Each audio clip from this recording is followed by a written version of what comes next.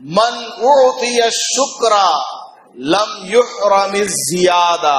جس بندے کو شکر کی توفیق نصیب ہو گئی، اللہ تعالیٰ نے آپ کو کوئی نعمت دی، مثال کے طور پر آپ لوگ یہاں نماز پڑھنے آئے، نماز سے فراغت کے بعد آپ نے اللہ کا شکر ادا کیا، اے اللہ میں بہت بڑا گنہگار ہوں، میری آنکھ ناپاک ہے، زبان ناپاک ہے، پیر ناپاک ہے، ہاتھ ناپاک ہے،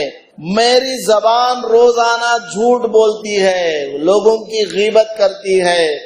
جس زبان سے اے اللہ میں نماز میں کھڑے ہو کر تیرا پاک نام لے رہا ہوں، تیرا پاک کلام پڑھ رہا ہوں، اسی زبان سے میں نے کسی کو گالی دی ہے، ماں کو برا بھلا کہا، بہن کو برا بھلا کہا، بیوی کو برا بھلا کہا، لیکن اس کے باوجود بھی تو نے مجھے نماز پڑھنے کی توفیق دی ہے، اپنے گھر مجھے بلا لیا ہے، اے اللہ تیرا بہت بہت شکر ہے۔ اس طرح اللہ کا شکر ادا کریں گے تو اللہ تعالیٰ کیا کرے گا؟ یہ کتنا اچھا بندہ، محلے میں ہزاروں آدمی ہیں لیکن یہ نماز پڑھنے آیا، اپنی ڈیوٹی چھوڑ کر کے آیا، اپنا کام چھوڑ کر کے آیا، کاروبار دھندا چھوڑ کر کے آیا، وضو کیا، نماز پڑھا، گرمی کو برداشت کیا، سردی کو برداشت کیا،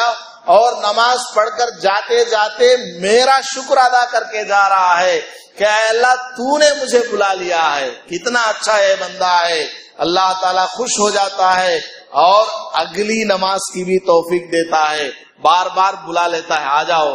تیرے ہی جیسے بندے میرے گھر کو آنے چاہیے، بار بار بلاتا۔ اللہ تعالیٰ نے آپ کو کھانے پینے کے لیے اچھا انتظام کر دیا، آپ کی دکان اچھی چل رہی ہے یا آپ کی نوکری اچھی چل رہی ہے، آپ روزانہ 10 منٹ جو دعا مانگیں گے اس میں اس چیز کو بھی یاد کر لیں کہ اے اللہ تیرا بہت بہت شکر ہے کہ تم میری دکان کو اچھی طرح چلا رہا ہے، ورنہ دنیا میں میرے محلے میں بہت سارے لوگ ایسے ہیں جنہوں نے دکان شروع کی تھی لیکن چل نہیں پائی تو بیچارے کنگال ہو گئے، سڑکوں پر آ گئے،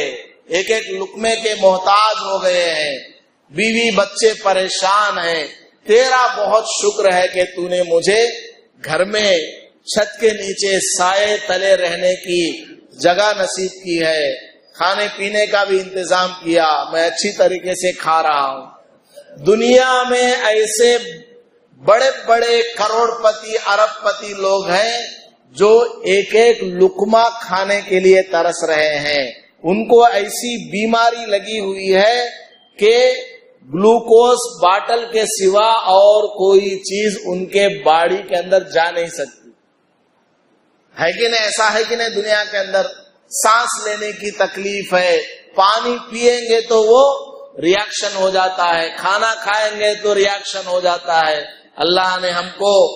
بیمار نہیں بنایا، کھانے پینے کا سارا نظام صحیح ہے، پیشاب پخانے کا سارا نظام صحیح ہے، تو اس پر بھی اللہ کا شکر ادا کرنا چاہیے کہ اے اللہ تو نے مجھے بیمار نہیں بنایا، صحت مند بنایا ہے، طاقت دی ہے، کھانا اچھی طریقے سے ہضم ہو رہا ہے،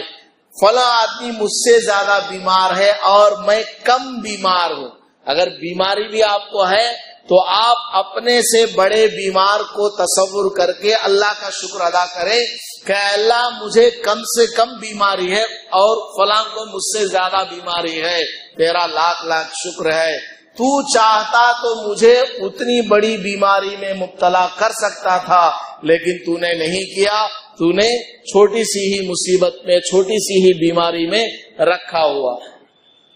سمجھ میں آ گئی بات؟ ہر نعمت کا نام لے کر کے اللہ کا شکر ادا کرنا چاہیے۔ نماز کی توفیق ملی، اللہ کا شکر، کھانا آپ نے کھا لیا، الحمدللہ الذی اطعمنا وسقانا، جو بھی دعائیں ہیں دعائیں پڑھیں، زبان سے بھی کہیں، دل میں بھی تصور کر کے اللہ کا شکر ادا کریں تو کیا ہوگا؟ اللہ کے نبی علیہ الصلوۃ والسلام نے ارشاد فرمایا اگر تم کو شکر کرنے کی توفیق مل گئی، اللہ کا شکر ادا کرنے کی دولت تم کو نصیب ہو گئی،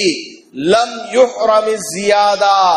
تو تم نے جس نعمت کا شکر ادا کیا ہے اللہ تعالیٰ اس نعمت میں اضافہ کرے گا۔ آپ نے دکان کے سلسلے میں اللہ کا شکر ادا کیا تو اللہ تعالیٰ آپ کی دکان کو اور زیادہ چلائے گا، اور زیادہ کمائی آئے گی۔ نیکی کے بارے میں آپ نے اللہ کا شکر ادا کیا تو اور زیادہ نیکیاں کرنے کی اللہ پاک آپ کو توفیق دیتا ہے۔ دلیل کیا ہے؟ آپ صلی اللہ علیہ وسلم نے قرآن پڑھ کر کے سنایا اور فرمایا، اللہ پاک قرآن میں فرماتا ہے لَإِن شَكَرْتُمْ لَأَزِيدَنَّكُمْ، اے میرے بندو اگر تم میری دی ہوئی نعمت کا شکر ادا کرو گے تو میں اس نعمت میں اضافہ کروں گا، بڑھاتا ہی چلا جاؤں گا۔ 40 دن آپ 10 منٹ کونے میں بیٹھ کر اللہ کا شکر ادا کرنا سیکھ لیجئے، آپ دیکھیے 41ویں دن آپ کے کاروبار میں آپ نے جس چیز کا شکر ادا کیا اس کے اندر اضافہ ہوگا یا نہیں ہوگا؟